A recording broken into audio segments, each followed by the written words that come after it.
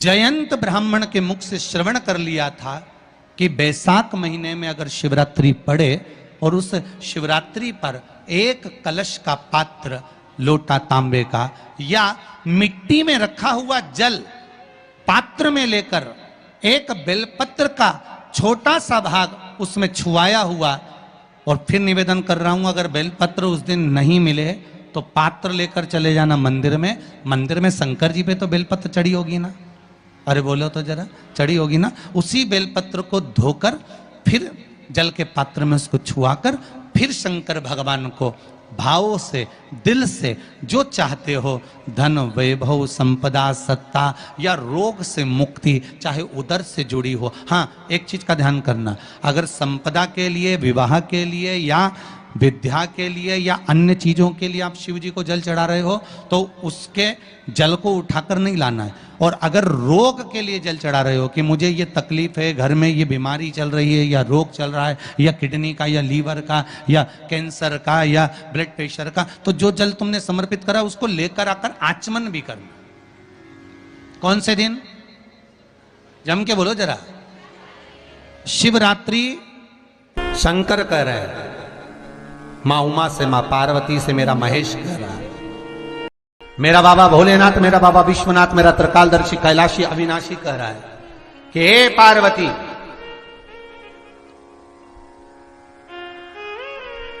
एक बीला, एक बेल जो मुझे समर्पित करता है,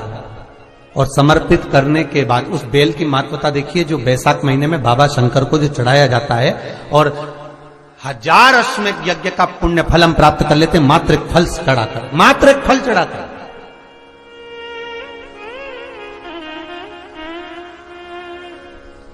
जैसे इससे पहले जो एकादशी कही,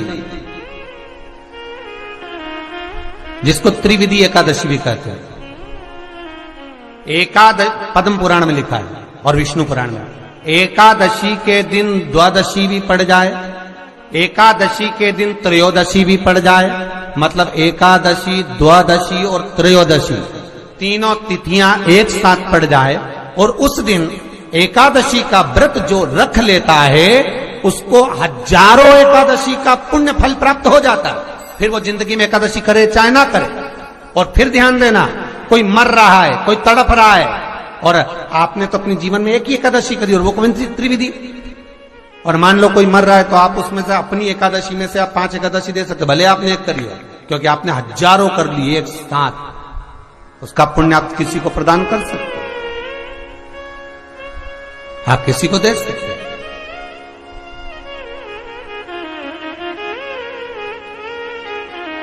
उसी तरह हे पार्वती, संसार का मनुष्य जब मुझे वो बेलपत्र समर्पित कर, वो बेल का फल समर्पित करता है, पार्वती वो फल जो मुझे चढ़ता है, फिर मैं भले नर्मदा के जल से निकला हुआ कंकर शंकर क्यों ना हूं,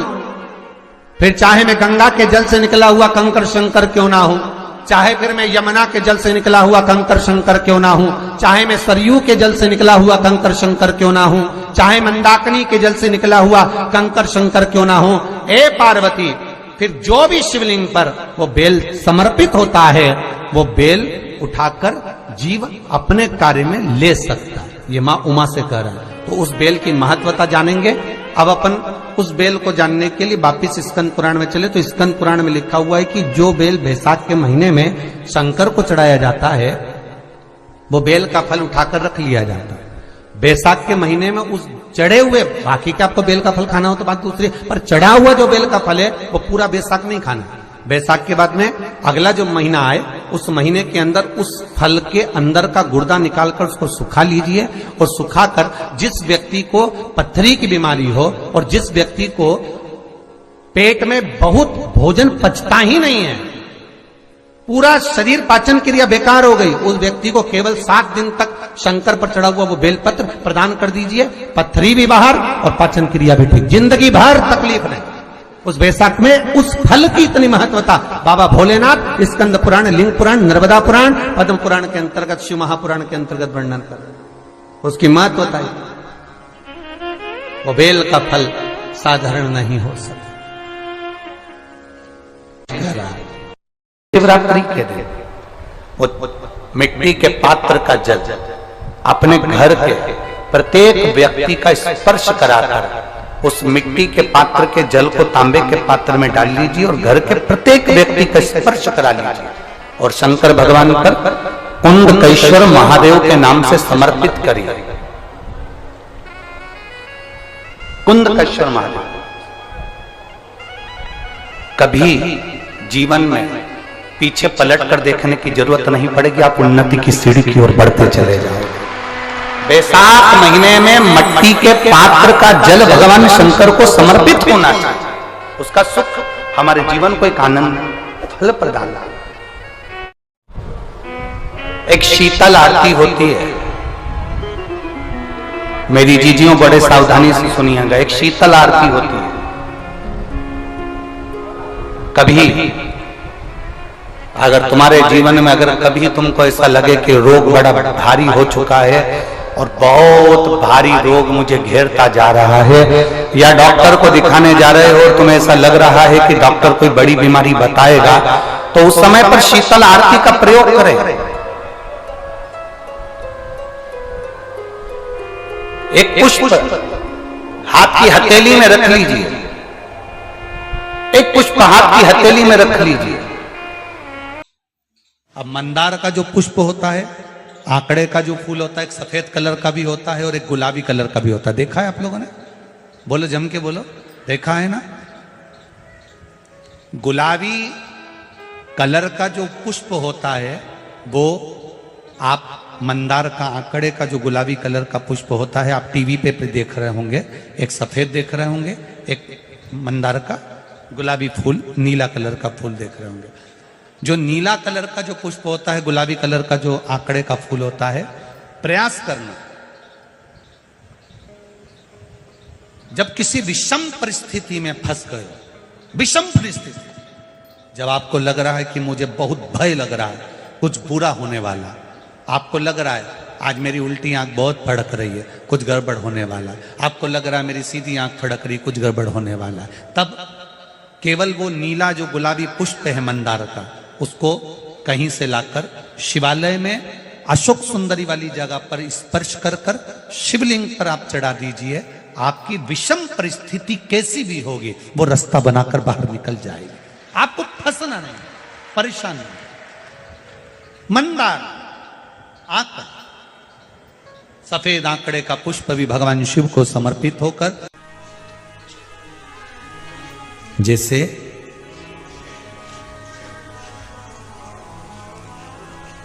बेले के फल का गुर्दा, बेल का जो फल होता है, बेलपत्री का फल, उसका जैसे गुर्दा, उसके अंदर का जो भाग होता है बेल का, वो गुर्दा,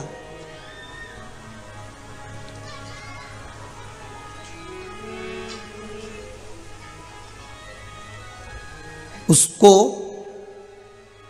अग्नि में जलाकर उसकी भस्म तैयार कर कर छान कर जब जब आपके यहां विद्वान ब्राह्मण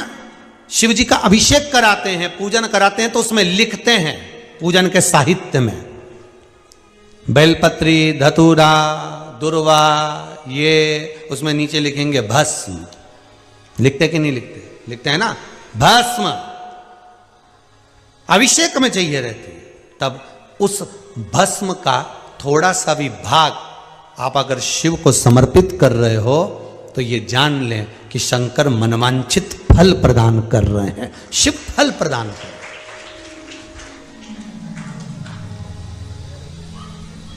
महाराज,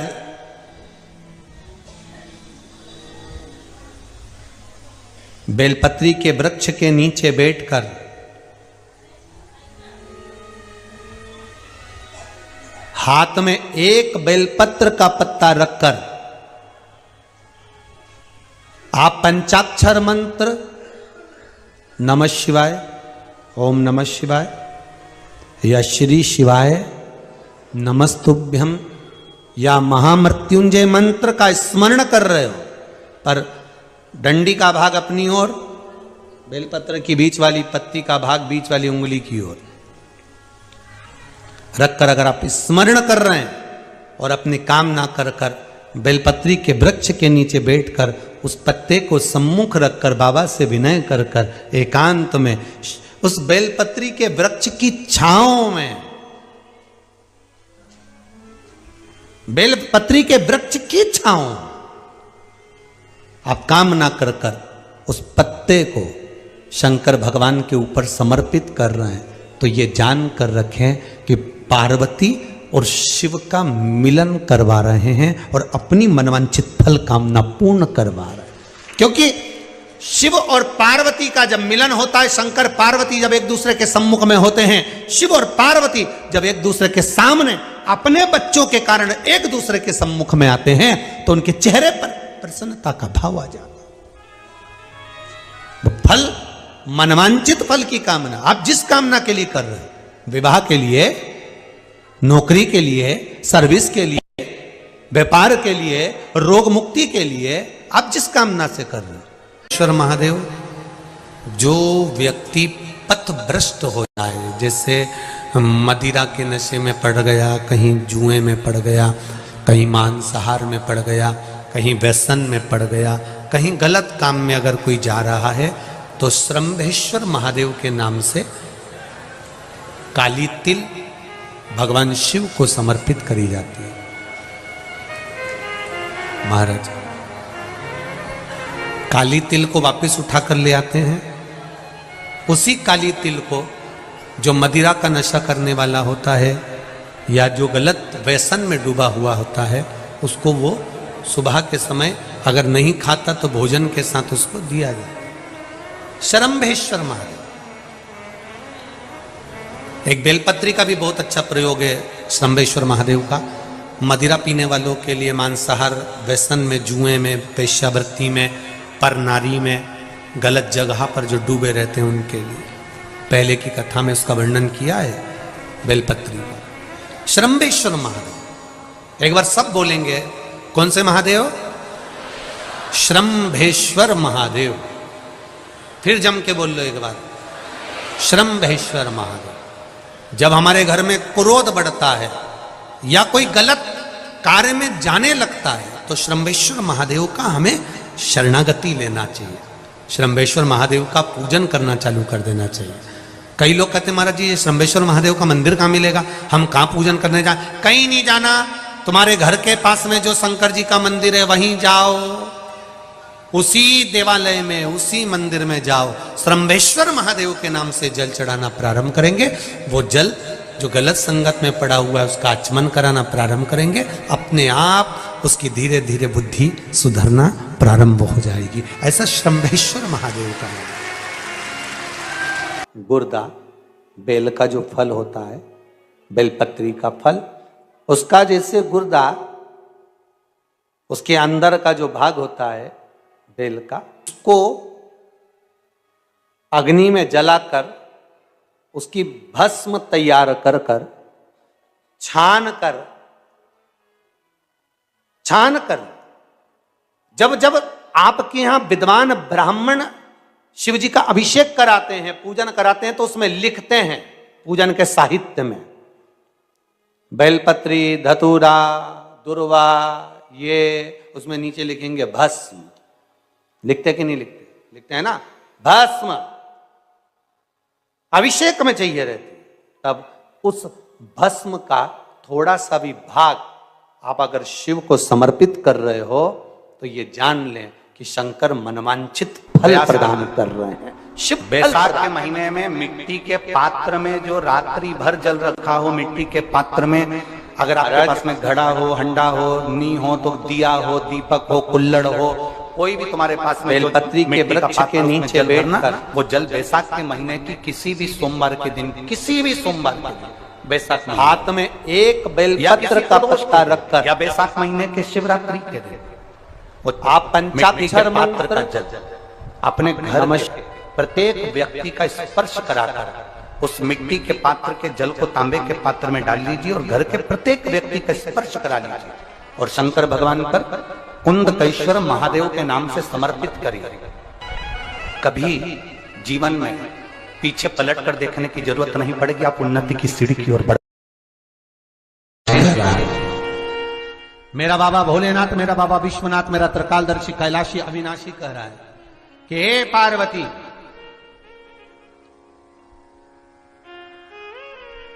एक बीला, एक बेल जो मुझे समर्पित करता है, और समर्पित करने के बाद उस बेल की महत्वता देखिए, जो बैसाख महीने में बाबा शंकर को जो चढ़ाया जाता है, और 1000 अश्वमेध यज्ञ का पुण्य फल हम प्राप्त कर लेते, मात्र एक फल चढ़ाकर, मात्र एक फल चढ़ाकर।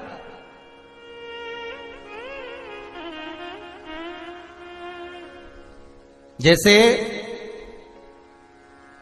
इससे पहले जो एकादशी कही, जिसको त्रिविधि एकादशी भी कहते हैं, पद्म पुराण में लिखा है और विष्णु पुराण में, एकादशी के दिन द्वादशी भी पड़ जाए, एकादशी के दिन त्रयोदशी भी पड़ जाए, मतलब एकादशी, द्वादशी और त्रयोदशी तीनों तिथियां एक साथ पड़ जाए और